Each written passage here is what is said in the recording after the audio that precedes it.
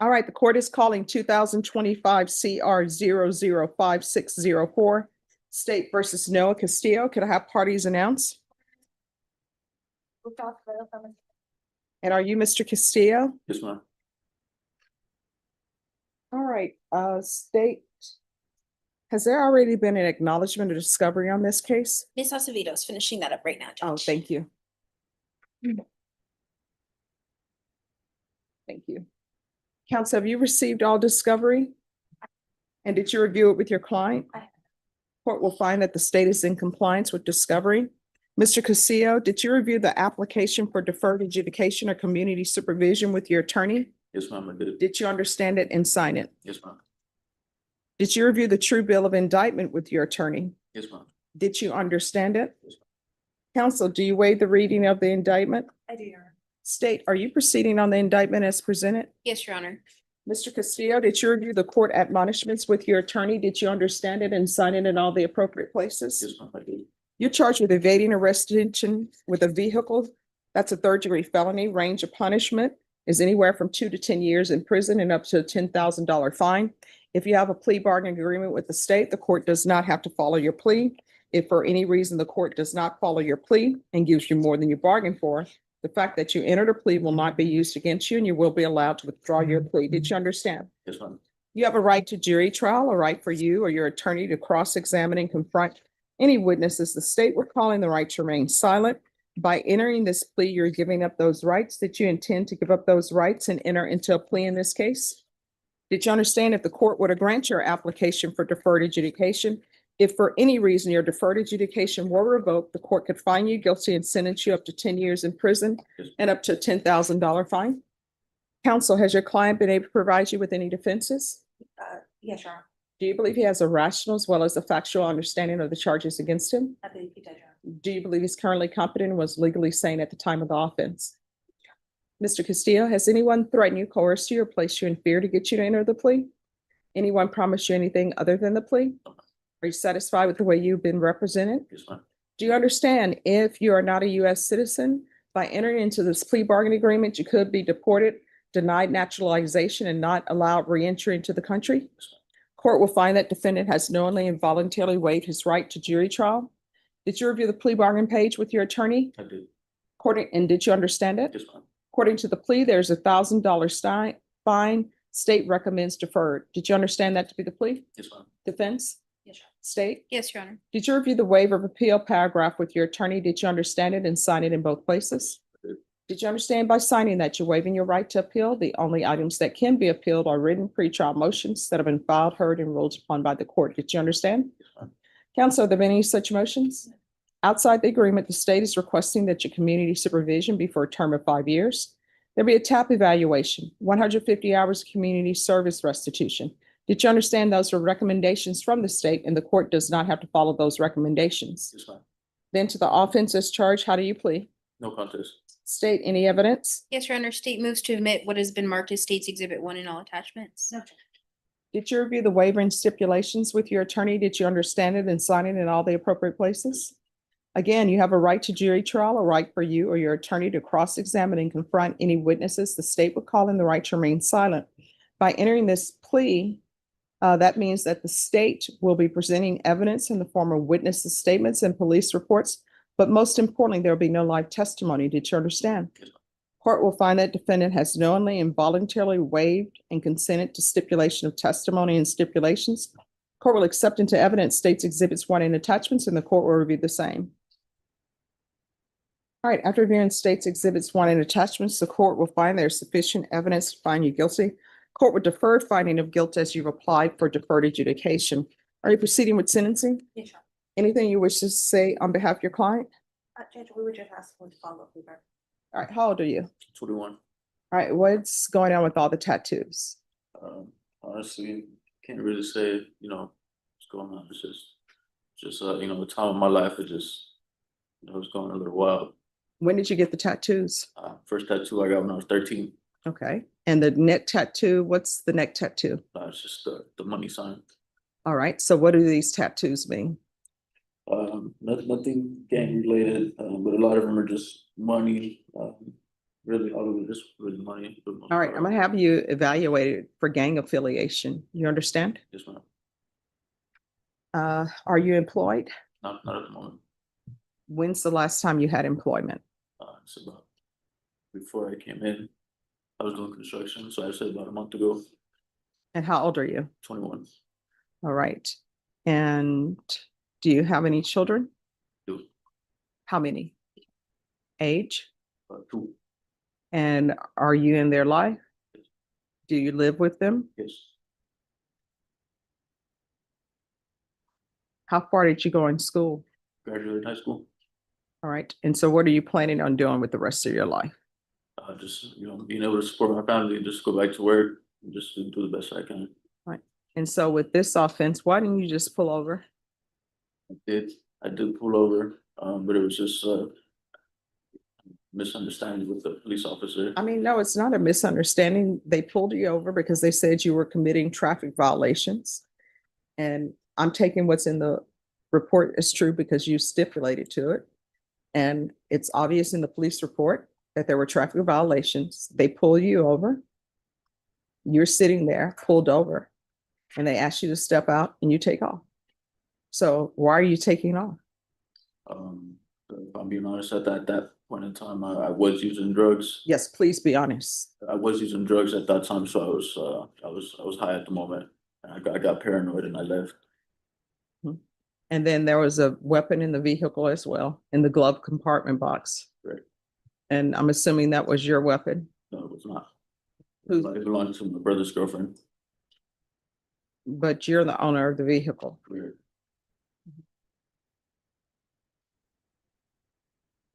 Any other questions? No, if I could just speak on that. Yes. I'm sorry, one final thing. So the drugs you were using, what drugs? I was smoking weed for the most part, and I was using ice as well. All right. Anything other than ice? No. All right, yes. I've represented this client, or Mr. Castillo, probably at least 6 months, not longer, I mean, at least since the inception date, Judge. And what I can tell the court is that he does have a good support system. He's here. I don't know, something happened with the bonds. I think they got off, or there was an FTA with the misdemeanor. And so that's why he's been in custody. But every other time, Judge, he has been here. He's been with his brother. He's been if I can't get a hold of him, I've always been able to get a hold of one of his family members. So I know that, and we've had those conversations as far as his age, what he was doing at the time, and what he plans on doing, moving forward. I've had the conversations about his drug use. They are on him. I believe that he's sober now. He's always indicated that to me because we've had long conversations about that, specifically because of his age and the kind of drugs that he was using. So I've talked to him at length about that. But I can tell the court that I believe that he does have a support system that wants to see him succeed. And I think that they're going to do everything in their power to help him with regard to any services that the court deems appropriate, whether that's, attending this counseling or going here, going there. I know that they are his transportation. I know that they help with his employment, and communication. You want to talk about leaving lifetime recovery Yeah, so I did attend without last time. permission? No, I had permission to No, I mean, leave. they say you absconded. No, I had actually talked to the person there at Lifetime and they contacted the courts, and that's how I got permission to leave. Right, could you pull that for me, please? Because I was attending the. It would have inpatient. been May 30th, 2025. And it would have been a 5th violation report. All right, you may continue. And so I was attending the inpatient, and I told them I wanted to switch to outpatient. So they were, I don't know, somewhere. So Okay. you told them you would like to be on outpatient. Okay.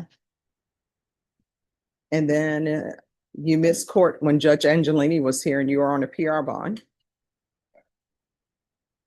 So. Why? I just had a lot going on at the time, so it kind of just was just all over the place, as I had said before. All right, that was June. So that really hasn't been that far from today in terms of drug use? All right, were you able to find it?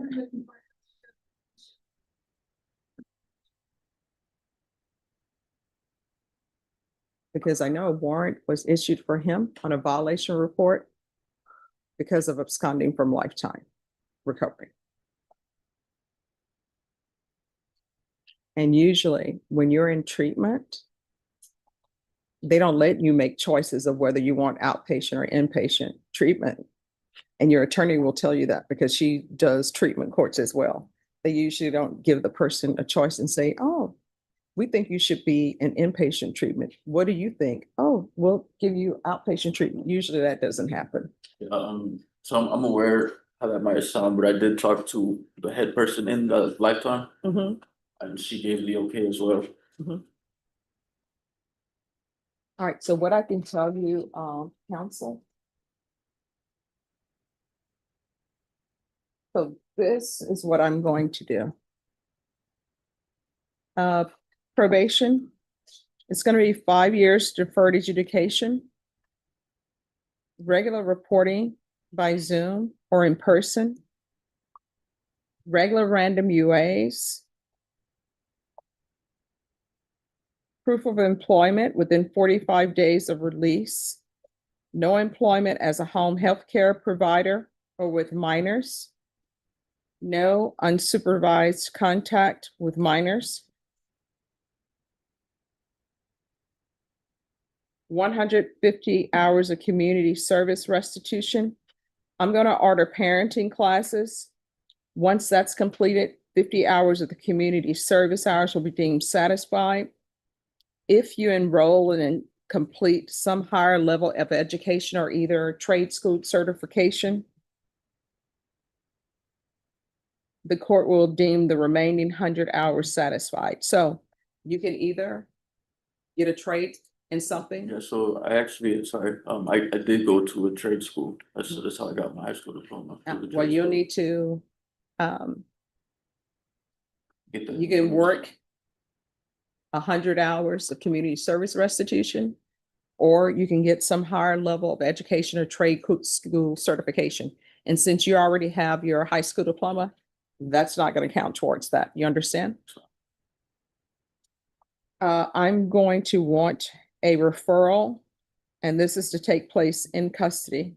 I'm gonna want a referral to felony drug court, and counsel, if you can talk with them, since it's Monday, they'll probably be able to see you before the week is out and let us know whether or not you accept it. You need to be honest with them. Because if you end up testing positive or violating conditions on this probation, you're potentially looking at 10 years in the prison. You understand? This one. So in custody, I want a referral to felony drug court. And I'm going to want a TAP evaluation and probation. I think we discussed this previously. The gang evaluation, that takes a while, correct? So the gang evaluation, very much, but in addition to the gang evaluation,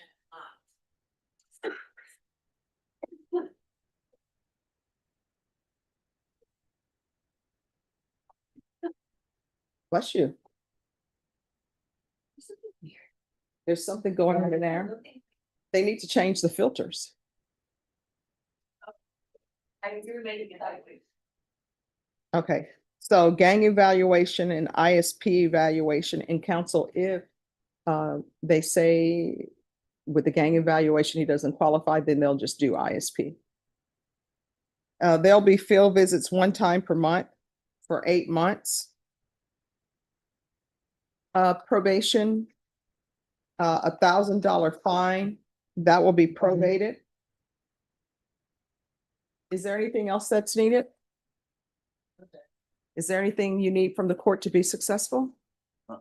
Did you review the document entitled Trial Court Certification of Defendant's Rights to Appeal with your attorney? Did you understand it and sign it? This one. All right, because this plea bargain agreement, because I followed your plea bargain agreement and because you waived your right to appeal, you do not have the court's permission to appeal. Do you understand? This one. All right, we can go off the record. Here's the thing. Because you're on probation, you're not allowed to have weapons. So you're not allowed to have possession of guns. If you have guns in your house, then you need to make sure those are safely stored elsewhere because you're not allowed to have possession of them. And your attorney will speak to you about that. Do you understand? In this court, to be successful on probation, communication is key. If there's an issue, let your probation officer know about it. If you feel they're not addressing it, you can come back to the court. With regards to these evaluations, if you're dishonest with felony drug court and say, oh no, I don't have a drug problem, you know what's going to end up happening? They will send me an email and send the court an email stating that you've been rejected because you say you don't have a drug or alcohol problem. That will be noted on the docket sheet. And what that means is don't come back here saying that now I have a drug or alcohol problem. You understand? All right. Good luck to you. You're welcome. Do you think that they're out? In custody. All right, let's talk about that.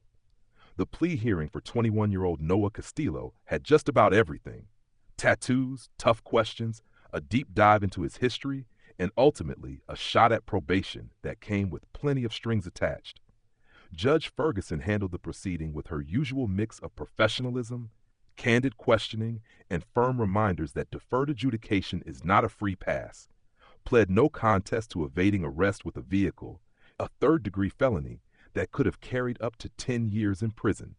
The plea bargain called for 5 years of deferred adjudication, a $1,000 fine, community service, restitution, and treatment requirements. On paper, it was straightforward, but in practice, the hearing dug into Castillo's background. When asked about his neck and arm tattoos, he said they weren't gang-related, just money signs from a wilder time in his life. The judge wasn't entirely reassured and ordered a gang affiliation evaluation. That was the first sign that while the court was giving him probation, it was going to be probation with close watch. His dim-eyed, cooperative, and at times almost sheepish. He admitted he'd been using marijuana and meth at the time of the offense, which he said fueled paranoia and led him to bolt from police after initially pulling over. He also confirmed there was a firearm in the glove box, though he claimed it belonged to his brother's girlfriend. Judge Ferguson pushed him hard on those details, making clear that excuses wouldn't lessen the seriousness of what happened. His lawyer spoke up for him, pointing to his family support system, his willingness to work, and his recent sobriety. It was one of those moments where you could see the defense trying to show that behind the mistakes was someone capable of pulling it together. The sentence hammered home. 5 years of deferred adjudication with random drug testing, proof of employment within 45 days, parenting classes, and community service. Interestingly, the judge offered a trade-off. If Castillo enrolled in higher education or trade school, part of his community service hours could be waived. It was a carrot and stick approach. Do the work, build your future, and your sentence gets easier. Skip out, and you're staring at the possibility of 10 years in prison. On top of that, he was ordered to felony drug court, a TAP evaluation, and an intensive supervision probation track with field visits. Judge Ferguson's tone was firm but not unsympathetic, stressing that honesty and communication would make or break his success. The overall atmosphere was eerie without moments of humanity. Castillo came across as a young man who'd made reckless choices, and the court's response was to lay down a roadmap. Strict conditions, constant oversight, but also clear opportunities to turn things around. Judge Ferguson reminded him bluntly that dishonesty about substance abuse or violations would sink him fast. It was a fair but stern message. This was his chance, and it was up to him not to waste it. If you found this hearing insightful, consider subscribing, hitting the bell, and letting me know your thoughts in the comments below. I read everyone.